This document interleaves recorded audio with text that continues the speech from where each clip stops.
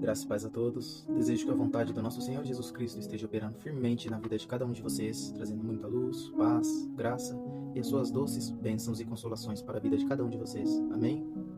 Bom, irmãos, no último vídeo falamos sobre o coração humilde.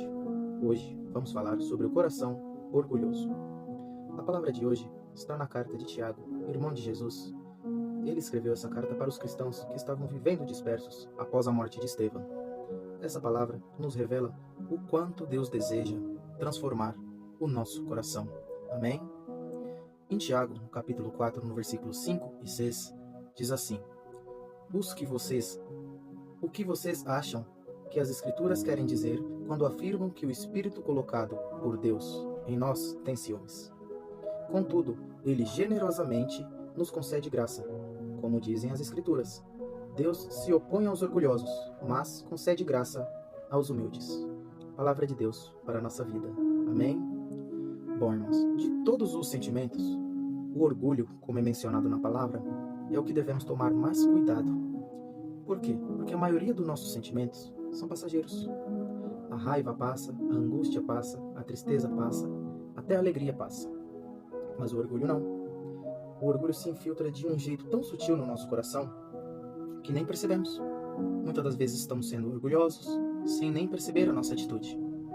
Ele vai transformando pouco a pouco um coração que antes era sincero em um coração soberbo. Exatamente como vimos na parábola do fariseu e do publicano. Enquanto o publicano batia no peito dizendo: Senhor, tenha misericórdia de mim, que sou pecador, o fariseu batia no peito dizendo: eu jejuo, eu dizimo, eu sou tal, como se as suas obras fossem grande o suficiente para pagar os seus pecados. Nunca a obra que é feita por um ser mortal vai pagar o pecado que foi contra um ser imortal. Isso é impossível. Não que jejuar ou dizimar não sejam atitudes importantes ou menosprezar esse feito. Eles são, sim, muito importantes na vida de um cristão. Mas o foco de Deus é sempre o nosso coração. Ele está determinado em restaurar o nosso coração. A questão crucial, principal, não é o que você faz, é por que você faz. Você faz para mostrar para os outros quem você é, o que você tem, o quanto você é bondoso e misericordioso? Ou você faz porque você entendeu o que está escrito lá na oração do Pai Nosso, quando Jesus diz: Pai Nosso, que estás no céu, o pão nosso de cada dia nos dai hoje. Ele não diz o pão meu, ele diz o pão nosso.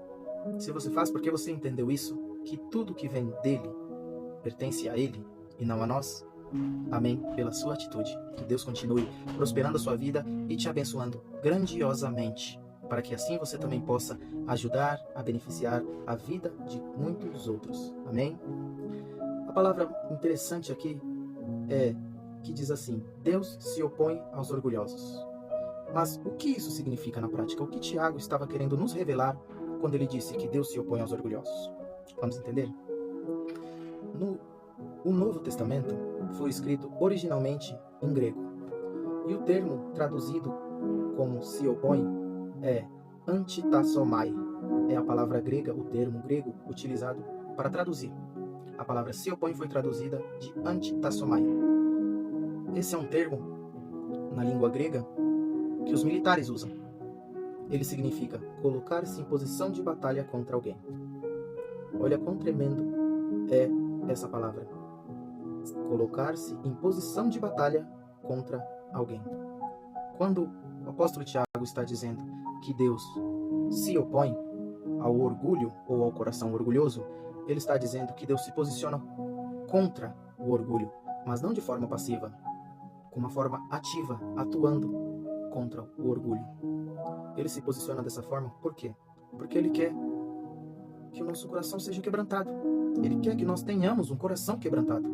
Ele não quer que nosso coração seja um coração endurecido, um coração rígido, onde tudo que bate cai, nada penetra, nada preenche esse coração orgulhoso. Ele quer que nós tenhamos um coração quebrantado para poder servi-lo da forma adequada, cuja qual ele há de nos preparar para assim fazermos. Amém? Olha o quão grande é, olha a gravidade de alimentar esse mal, chamado orgulho. Deus se posiciona dessa forma, por quê? Porque fomos salvos pela humildade. E como todos sabemos, a humildade é o oposto do orgulho. Cristo era humilde. O caráter de Cristo era manso e humilde de coração. Justamente por isso que a nossa salvação começou quando Cristo se humilhou por todos nós. O apóstolo Paulo vai descrever essa entrega de Jesus lá no livro de Filipenses. No capítulo 2, do versículo 8 e 9, ele diz assim: "E sendo encontrado em forma humana, humilhou-se a si mesmo e foi obediente até a morte." E não uma morte qualquer, uma morte de cruz. Por isso, Deus o exaltou à mais alta posição e lhe deu o nome que está acima de todo o nome. Louvado seja Jesus. Irmãos, que rei desceria do seu trono em plena glória para lavar os pés de um servo? Que rei humano faria isso? Nenhum. Por isso que Jesus é o nosso Rei Celestial, o Rei dos Reis que habitou nessa terra. Temos que crer nessa misericórdia tão infinita que Ele tem por nós e esse amor tão forte a ponto de se humilhar sendo Rei para salvar a nossa vida. Como Ele próprio nos ensinou na parábola. Ele disse que os humilhados serão exaltados. Então Ele nos garantiu que todo coração orgulhoso, deixando de ser orgulhoso e voltando a ser um coração humilde, será exaltado, alcançará a graça, assim como foi com ele. Ele veio à terra para nos mostrar o caminho, e esse é o grandioso caminho, o caminho da glória, porque ele sabia a glória que o esperava. E hoje, nós, através das Escrituras, sabemos a glória que está por vir, que nos aguarda, a glória que nos espera ao lado dele, pois ele foi preparar morada para nós, servos mansos e humildes de coração. Esse é o caráter de Cristo e esse deve ser o caráter do cristão. Amém? Esse é o caminho que Cristo nos aponta. Cristo se humilhou ao descer e nós devemos nos humilhar para subir, abrindo mão de tudo que parece ser valioso nesse mundo e se agarrando firmemente no que realmente é valioso, que é o amor de Cristo, cujo qual não podemos viver sem, não podemos viver longe. É impossível. Quem já pisou no Santo dos Santos não consegue habitar em outro lugar, não sabe viver. Então, irmãos, tenham isso no seu coração. Sem humildade é impossível agradar a Deus. Sem um coração humilde e manso é impossível agradar a Deus. Não responda imediatamente todas as afrontas que vierem contra você. Tenha paz no seu coração. Lembre-se, Cristo é o meu Senhor. Toda vez que eu ajo completamente na minha emoção, eu estou dizendo que não é Jesus o meu Senhor, mas sim a minha emoção. Quem governa o seu coração é que é o seu Senhor.